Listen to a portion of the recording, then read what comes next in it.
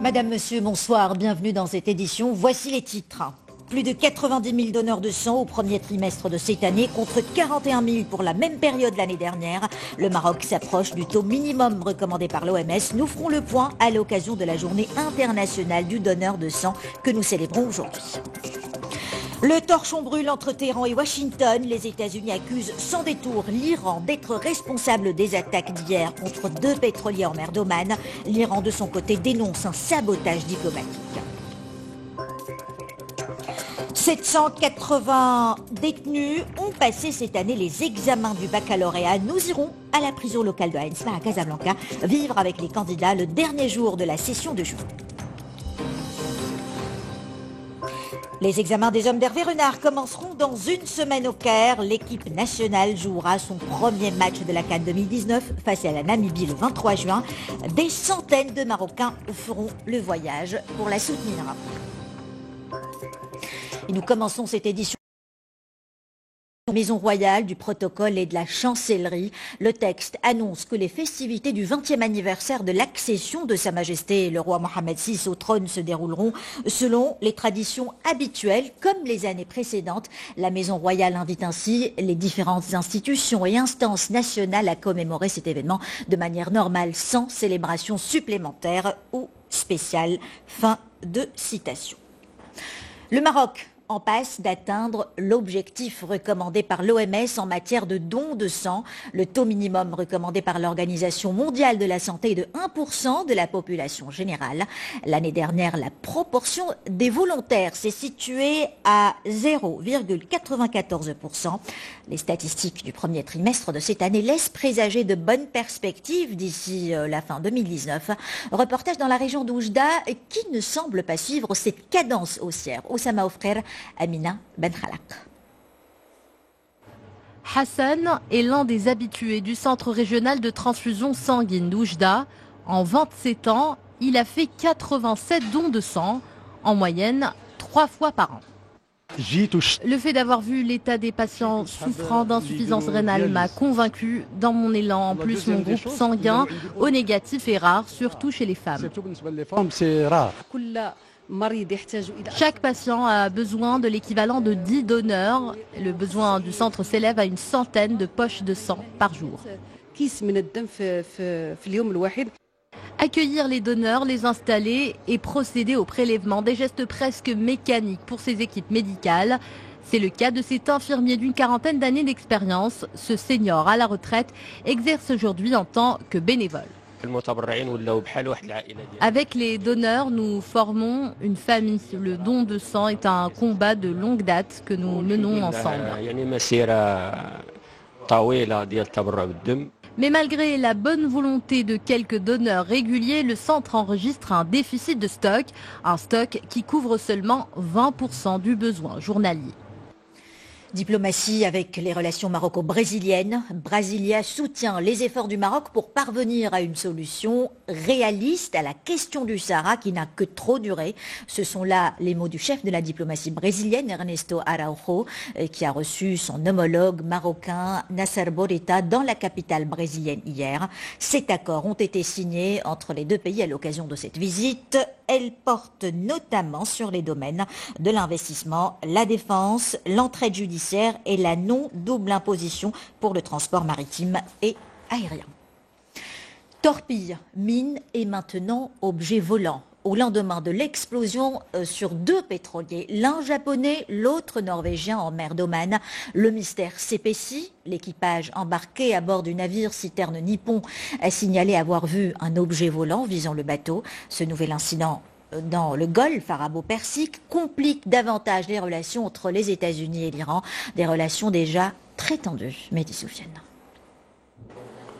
Les États-Unis accusent clairement l'Iran d'être responsable des attaques de navires menées hier dans le Golfe. Pour Washington, les attaques visant 2 pétroliers dans la mer d'Oman portent atteinte à la liberté de navigation et représentent une menace pour la paix mondiale. Aux États-Unis, la République islamique d'Iran est responsable des attaques perpétrées dans la mer d'Oman.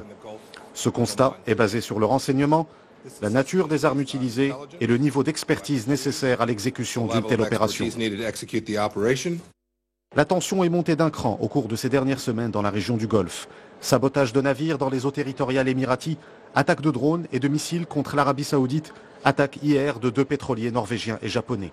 Les pays du Conseil de coopération du Golfe accusent l'Iran de vouloir déstabiliser la région. Nous sommes heureux de voir la communauté internationale condamner ce qui s'est passé. C'est une violation du droit international et un acte criminel. Conséquence directe de la montée des tensions, les cours du pétrole continuent à grimper. Dans la région du Golfe, le détroit d'Ormuz représente le tiers du pétrole transporté par voie maritime dans le monde. Au Soudan, l'armée au pouvoir reconnaît sa responsabilité dans la mort de dizaines de personnes en début de ce mois.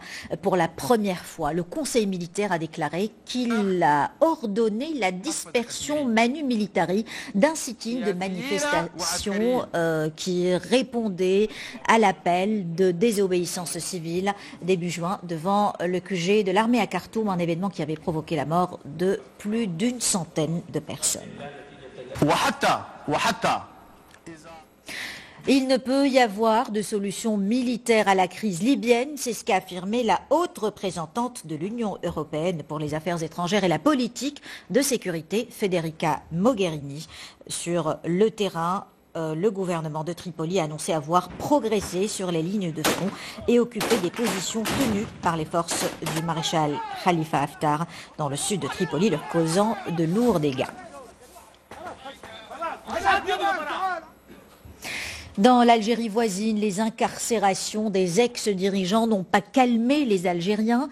Ce vendredi, les rues d'Alger étaient noires de monde. La foule réclamait que tous les caciques du régime d'Abdelaziz Bouteflika soient déférés devant la justice et singulièrement le chef d'état-major de l'armée, le général Ahmed Gaïed Salah. Rita Saha. Il reste Bouteflika, c'est l'un des nouveaux slogans scandés en masse par les manifestants. Plus de 4 mois après le début des contestations, la colère du peuple algérien est d'ailleurs toujours aussi palpable. Au lendemain de l'arrestation de plusieurs hauts responsables, proches collaborateurs de l'ancien président algérien, de nombreux contestataires ont appelé à l'emprisonnement de Abdelaziz Bouteflika. L'interpellation des ex-premiers ministres Abdelmalek Sellel et Ahmadou Yahya, ou encore celle de l'ancien ministre du Commerce Amara Ben Younes, ont été applaudis par la foule réunie devant la grande poste de la capitale algérienne. Ils ont construit des prisons pour nous, mais c'est eux qui vont y entrer. Jugez-les tous, envoyez-les en prison. Ils étaient aujourd'hui encore plusieurs milliers d'Algériens à s'être donné rendez-vous devant la grande poste d'Alger, devenue le principal point de rassemblement des manifestants. Munis de leurs pancartes, toujours aussi sarcastiques, les manifestants ont une fois de plus réclamé le départ du chef d'état-major Gaïed Salah, qualifié de chef de la bande par les contestataires, ainsi que celui des 3B.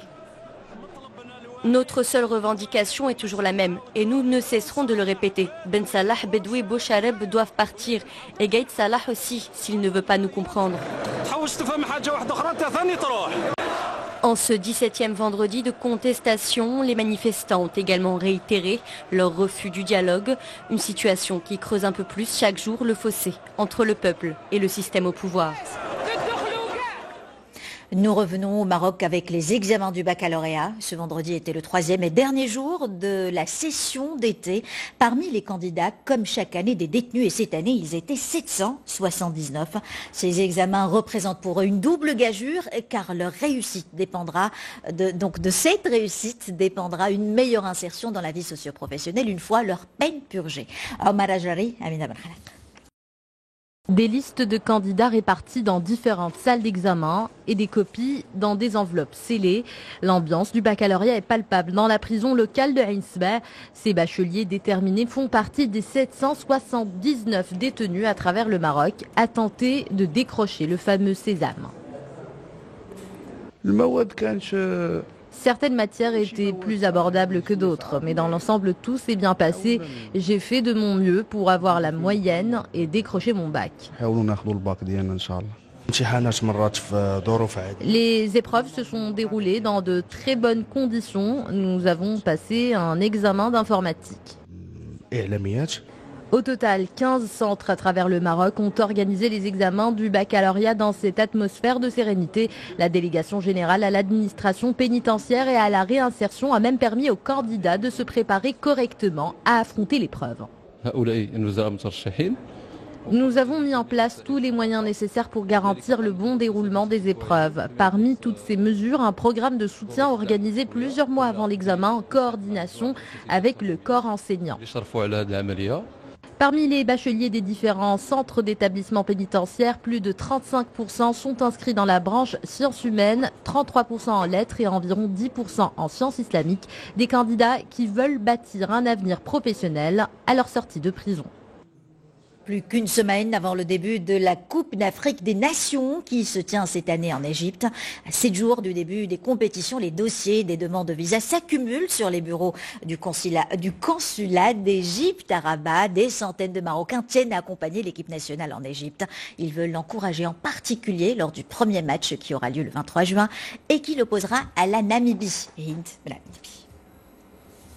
Younes fait partie des Marocains qui se déplaceront en Égypte pour soutenir l'équipe nationale en Coupe d'Afrique. À une semaine de l'aventure africaine, il se rend aujourd'hui à la section consulaire de l'ambassade d'Égypte dans l'espoir d'obtenir le visa tant convoité. Notre principal objectif est de soutenir l'équipe nationale. Les procédures d'obtention du visa sont plus ou moins faciles. Ils nous ont demandé des documents accessibles. Personnellement, j'ai déposé les pièces il y a 3 semaines et je suis venu aujourd'hui pour récupérer mon passeport. Je suis venu d'El Jadida, j'ai postulé le 23 mai dernier, je n'ai toujours pas obtenu le visa. Ça fait 23 jours d'attente. Tout au long du mois de mai, les supporters marocains ont afflué massivement à l'ambassade d'Égypte. Des mesures particulières ont été mises en place. Nous savions à l'avance que le nombre de supporters marocains serait très élevé durant les 3 dernières semaines. Les demandes d'obtention de visa se sont multipliées, mais nous faisons de notre mieux pour que les dossiers soient validés et reçus par le Caire dans les plus brefs délais.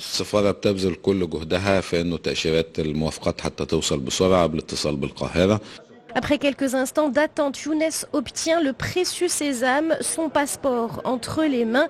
Il s'apprête désormais à s'envoler la semaine prochaine vers le pays des pharaons pour encourager les lions de l'Atlas. Et notez que le ministère de la Jeunesse et des Sports, la Fédération royale marocaine de football et l'Arabe ont mis en place un dispositif exceptionnel pour le transport des supporters. À Marrakech, c'est un autre événement qui revitalise le tourisme, un événement culturel. Le Marrakech du Rire attire chaque année de nombreux touristes. Au programme de la 9e édition qui a démarré hier, Florence Foresti, Malik Bentala ou encore Harry Habitant et bien sûr l'inimitable Jamal Debbouze, l'organisateur de ce grand raout international.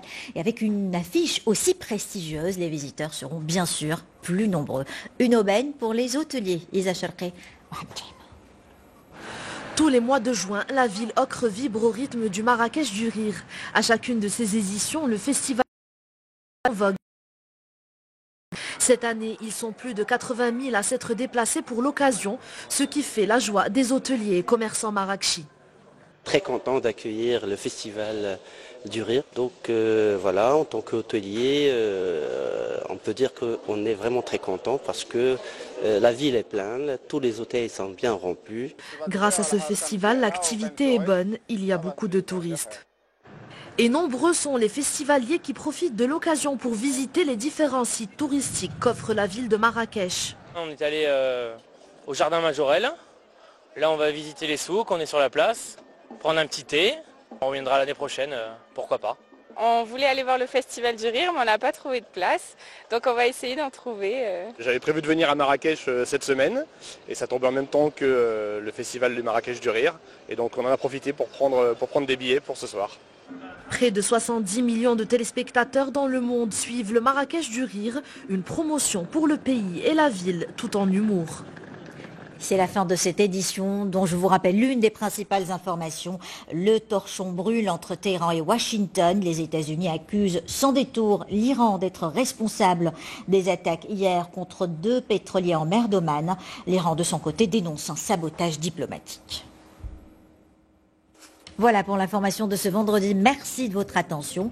Vous pouvez revoir cette édition en replay sur le site 2m.ma à 21h15. Le journal en langue arabe avec Hicham Ralfaoui. Excellente soirée à tous et à demain.